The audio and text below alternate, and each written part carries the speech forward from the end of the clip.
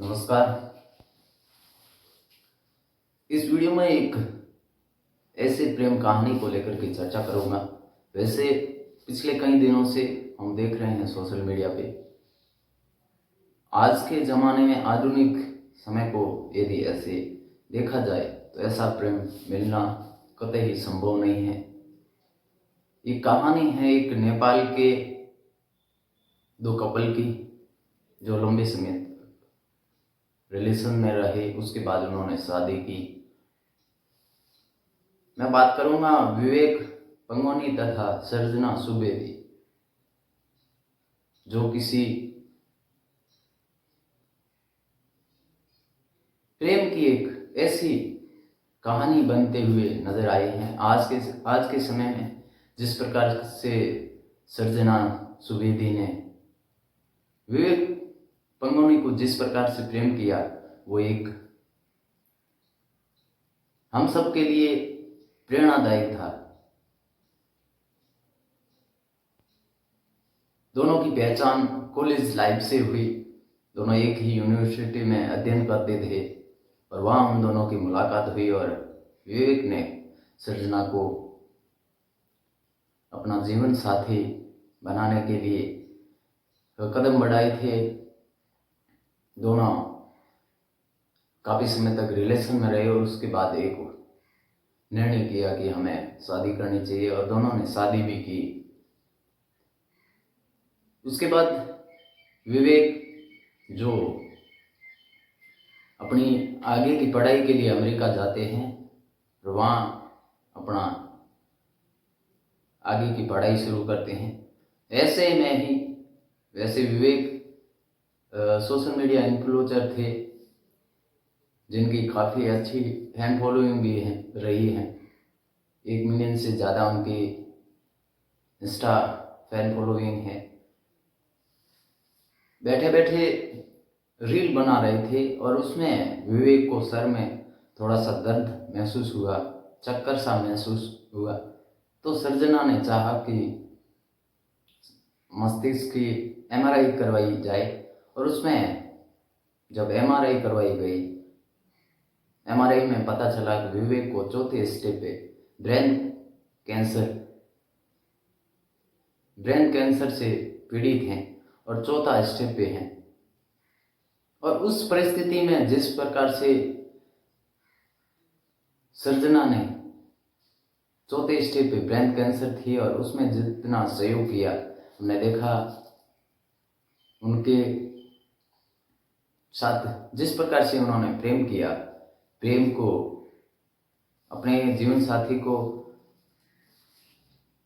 एक दिल और दो जान वाली सीन विवेक और सर्जना के इस प्यार में नजर आई। जैसे विवेक के सर पे बाल झड़ने शुरू हुए तो सर्जना ने भी अपने सर को मुंडवा दिया, अपने बालों को भी कटवा दिया, जिससे कि महसूस ना हो कि विवेक के सर पे बाल नहीं है। उन्होंने भी विवेक के जैसे अपने आप को ढालना शुरू कर दिया। यही कहानी धीरे धीरे उनके विवेक को सर्जना ने ये महसूस नहीं होने दिया कि उनको किस प्रकार की तकलीफ है। वे सर्जना हमेशा चाहती रही कि विवेक को किसी भी तरीके से जो बीमारी है उसका एहसास न हो और उनको इन ऐसी चीज़ों में खुश रखा जाए जिससे कि वो महसूस नहीं कर सके कि वे ब्रेन कैंसर के चौथे स्टेज से पीड़ित हैं। उसी चीज़ को लेकर के मैं चंद लाइनें लिखूंगा, चंद लाइनें कहूँगा।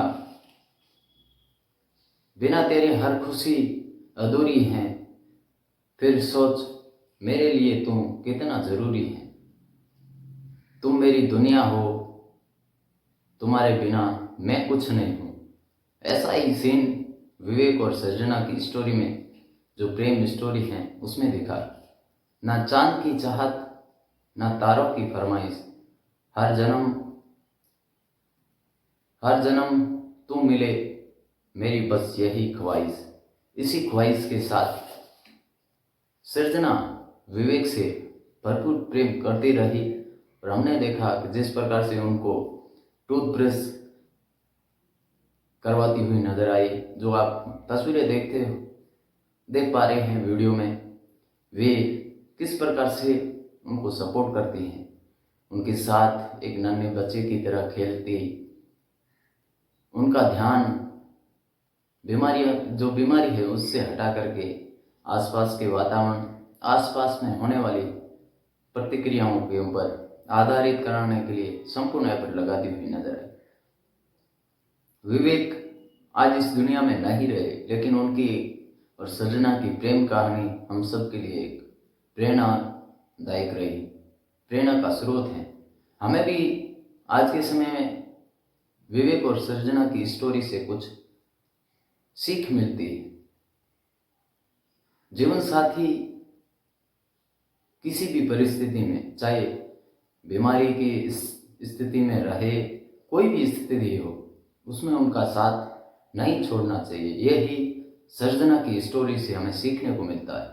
जिस प्रकार से सृजना ने विवेक को हर परिस्थिति में अपना जीवन साथी मान करके उनके साथ अंतिम सांसों तक जुड़ी रही, वैसे ही हर किसी कपल को भी, हर किसी जीवन साथी को जुड़ा रहना चाहिए। उसके सुख और दुख में हिस्सेदारी निभानी चाहिए। 2 लाइन में कहना चाहूँगा, प्यार क्या है? प्यार एक बेहद ही खास फीलिंग है, जिसे हर कोई एक ना एक बार जरूर महसूस करता है। इस दुनिया में हर किसी को किसी न किसी से प्यार हो ही जाता है, पर किसी का प्यार हमेशा के लिए रहता है, तो किसी का प्यार धोखे में तब्दील हो जाता है। ऐसे में मन उदास हो जाता है। जिस प्रकार से सृजना ने विवेक को प्रेम किया, वो एक प्रेम धोखे में तब्दील तब हुआ जब 19 तारीख को विवेक ने आखिरी सांसें ली। और जिस समय सृजना का जो वीडियो हमने देखा सोशल मीडिया पे, उनको कितनी तकलीफ हुई। आखिर वो जंग जिसमें विवेक हार गए, लेकिन सृजना का जिस प्रकार से उनके साथ रहा, जो आज के समय में काफ़ी प्रेरणादायक है। उनसे अनेक कपल को कुछ सीख भी मिलती है। लेकिन विवेक इस दुनिया में नहीं रहे। सृजना और विवेक का ये प्रेम दुनिया में एक प्रेरणा का स्रोत बन गया। जब विवेक और सृजना रिलेशनशिप में थे, और उसके बाद जिस प्रकार से विवेक ने उनसे लव मैरिज किया, उनकी फैमिली सृजना को एक्सेप्ट नहीं करने वाली थी। सृजना वैसे मध्यम वर्ग के परिवार से आती थी, मिडिल क्लास फैमिली से बिलोंग करती थी, और विवेक जो एक अमीर परिवार से बिलोंग करते थे। विवेक की फैमिली नहीं चाहती थी कि सृजना जैसी, यानी कि मिडिल क्लास की लड़की के साथ विवेक शादी करें। वे चाहते थे कि विवेक किसी अमीर लड़की से शादी करे। लेकिन विवेक का निर्णय सृजना को अपना जीवन साथी बनाना था, और जिसके लिए उन्होंने सृजना को जिस प्रकार से चुना था, उनके प्रेम को परख करके जिस प्रकार से अपना जीवन साथी माना था, वैसा ही सृजना ने भी प्रूव करके दिखाया। उनकी फैमिली को ये प्रूव करके दिखाया कि जिस विचार से मुझे विवेक ने अपनी लाइफ में जगह दी थी, उसको मैं हमेशा रिस्पेक्ट दूंगी, और उनके साथ अंतिम सांसों तक जीवन साथी बन करके संपूर्ण प्रेम किया। ये प्रेम कहानी एक प्रेरणादायक बनी।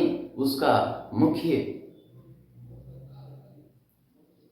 कारण भी सर्जना रही। सर्जना जिनको पता चल गया था कि विवेक को चौथे स्टेप पे ब्रेन कैंसर है, उसके बाद भी जिस प्रकार से वो उनको चूमती है, उनको खाना खिलाती है,